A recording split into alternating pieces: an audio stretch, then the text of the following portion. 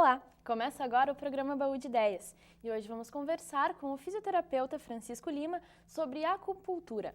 Bom, Francisco, obrigada então pela tua presença. Obrigado, Paulo. Para iniciar o nosso assunto, eu gostaria que tu me introduzisse o que é acupuntura. Bem, a acupuntura é uma técnica milenar chinesa, né, oriunda do Oriente, em que se utiliza de inserção de agulhas no corpo para tratar a saúde do indivíduo. Certo. E quais são as doenças tratadas então pela acupuntura? Na realidade, a acupuntura não trata doenças, ela trata o ser humano. E aí, melhorando o homem, melhorando a harmonia no homem, ele melhora do que sente, melhora dos sintomas. E quais são os diferentes tipos de acupuntura? Existem vários tipos de acupuntura. A origem dela é única só. Ela vem originária do budismo e do taoísmo. E depois ela foi se dividindo pelos países do Oriente e aí tem algumas influências de algumas culturas específicas. Por exemplo, a acupuntura japonesa, a acupuntura tibetana, a acupuntura coreana. Mas a base da acupuntura é budismo e taoísmo, é uma só. E como e quando que ela chegou aqui no Brasil? A acupuntura chegou no Brasil, a história conta, vinda com os imigrantes japoneses, né? Nós tivemos duas grandes imigrações japonesas em 1943, com dois navios que vieram de imigrantes para colonizar o nosso país. Então, naquela época, aqueles dois navios que vieram de lá, vieram na sua tripulação sem nenhum médico, sem ninguém acompanhando para cuidar da saúde daquelas pessoas.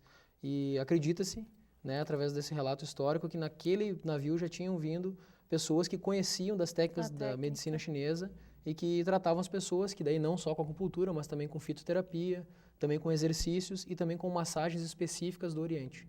E como que ela age na pessoa? A gente tem estudado aqui, de forma ocidental, tentando entender como que funciona, como que se dão os efeitos da acupuntura, né? A gente tem chegado à conclusão, e os estudos têm mostrado, que é através da liberação de neurotransmissores. Na acupuntura, existem 5 elementos, que são 5 elementos fundamentais da filosofia oriental, em que são avaliados e são colocados em harmonia.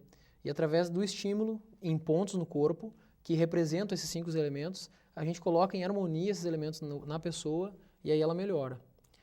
Quais são os pontos? Na realidade, nós temos 12 meridianos, 12 canais de energia. Esses meridianos são canais que circulam pelo corpo, fazem circular essa energia, que é o Qi. E essa energia precisa passar de 2 em 2 horas, como são 12, para fechar as 24 horas do dia no nosso corpo. Então, a cada 2 horas, existe um canal, um meridiano, que está regendo a nossa energia. E quais são os benefícios da acupuntura? Na realidade, a acupuntura é uma técnica que é voltada para o homem. O grande benefício, o maior deles, que dá para a gente sintetizar tudo, seria o autoconhecimento. A acupuntura é uma técnica que também prevê e também busca o autoconhecimento no homem.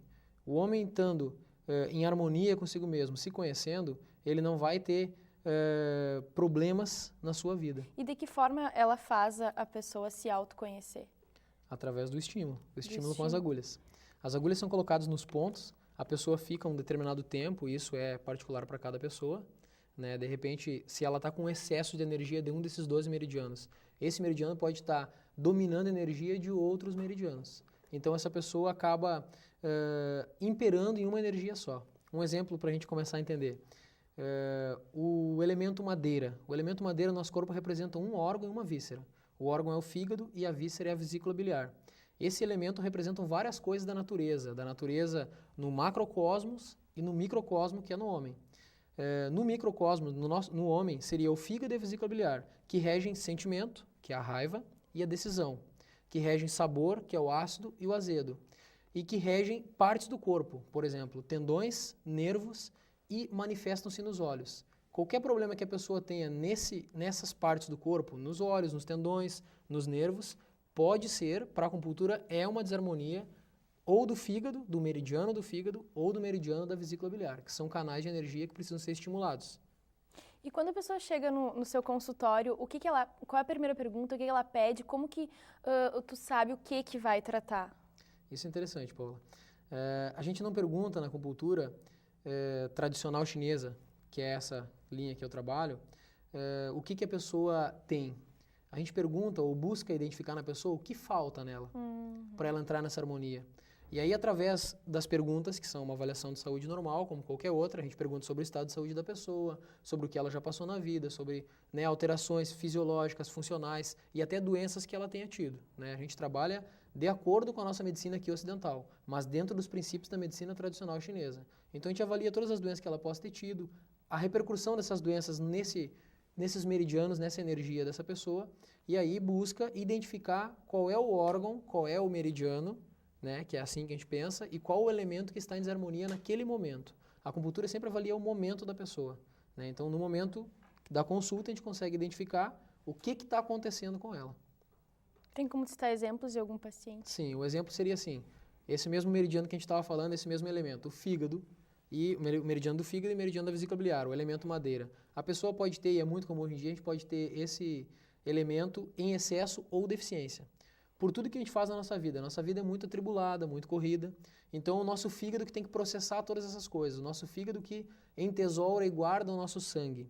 Então, desde a alimentação, desde o estresse, desde o estímulo luminoso, todos esses elementos e as emoções vão ser captadas e interpretadas pelo fígado, que é a interpretação de todos os mediadores químicos, de tudo que passa na nossa circulação sanguínea. E esse fígado, ou ele vai ficar em excesso ou em deficiência se ele apresentar desarmonia. Então, dependendo do estilo de vida, a gente vai causar um excesso ou uma deficiência do fígado. Se a pessoa está com deficiência do fígado, o que ela sente? Ela começa a ter dores nos tendões, os tendões ficam fracos. Ela pode fazer ruptura de um tendão. Por exemplo, uma pessoa que nunca teve nada, até atleta, né, joga futebol, né, esporadicamente, seu final de semana, faz uma atividade física regular, uma academia, e de repente, um determinado dia, rompe um tendão ou tem uma distensão muscular, começa a apresentar problemas de fraqueza nos músculos.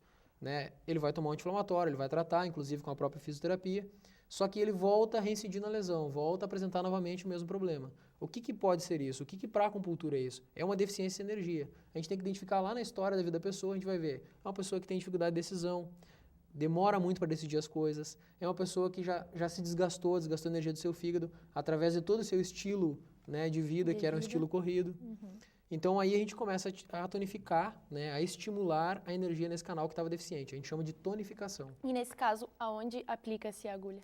O canal do meridiano do fígado, ele começa no dedo do pé, tá, no hálux, ele vem pela região anterolateral da perna, aí passa pela região medial e vem até a região do abdômen. Então, qualquer uma alteração nesse trilho, nesse canal, nesse meridiano, a gente vai estimular nos vários pontos que tem aqui. Esse meridiano tem 14 pontos. Então, vai do F1, tem uma letra, F1 é o primeiro ponto do canal, até o F14, o último ponto do canal.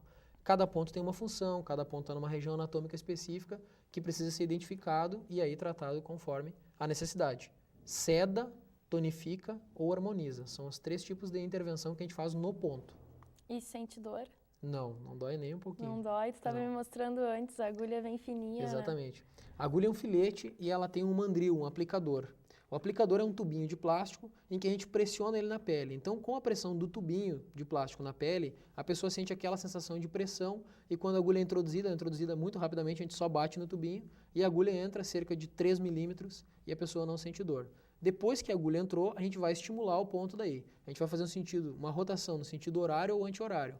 Horário se quer tonificar, anti-horário se quer sedar. Também tem que cuidar o sentido da inserção da agulha. Como esse canal começa no pé, o do fígado que a gente estava falando, e vem até a região do abdômen, então o sentido ascendente, o subindo em direção ao abdômen, é o sentido de tonificação. Quando a gente inclina a agulha nesse sentido, eu estou tonificando. Quando inclina a agulha no sentido contrário, estamos sedando. E quanto tempo que a agulha tem que ficar no corpo? A agulha fica de 15 a 40 minutos, depende da necessidade da pessoa. Certo. E existe algum efeito colateral ou algum tipo de doenças transmitidas pela aplicação de acupuntura? Não, nenhum. Nada? Esse era o nosso grande medo ocidental, né, da transmissão de doenças pela agulha. Mas a agulha, quando a gente tira o ponto, ele nem sangra. Ele sequer sai sangue. Né? Exatamente. Então ele não chega a ter um risco de infecção. E também as agulhas são descartáveis, né? A agulha a pessoa usa uma vez só e a agulha vai fora num lixo específico, né, um lixo de material pérfluo cortante. Então ela não é reutilizada. E quais são os profissionais que atuam nessa área? Pois bem, a acupuntura é uma profissão ainda, no nosso país, no Brasil, não regulamentada. Várias profissões da saúde podem fazer a especialização em acupuntura. Inclusive, tem alguns acupunturistas que não são formados na área da saúde. Né? Hoje em dia, o nosso Ministério, o Ministério da Saúde, já produziu leis, já se manifestou no sentido de tentar regulamentar a profissão do acupunturista no país.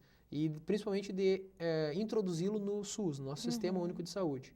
Então, através da Lei 971 de 2006, o acupunturista já foi solicitado que o acupunturista seja inserido no nosso programa da saúde da família que o nosso acupunturista seja inserido no nosso posto de saúde, aquele básico lá na comunidade, e que o acupunturista seja inserido também, a acupuntura seja inserida nos bancos universitários como uma disciplina, né, que é o que nós temos na Unifra. É uma disciplina que eu ministro, que é Fundamentos da Acupuntura Tradicional Chinesa, uma disciplina optativa para todos os cursos da área da saúde. Todos os cursos. O odontólogo pode fazer, o enfermeiro pode fazer, o psicólogo pode fazer, todas essas profissões, o fisioterapeuta pode fazer, Sim. todas essas profissões da saúde reconhecem a acupuntura como especialidade para o seu profissional.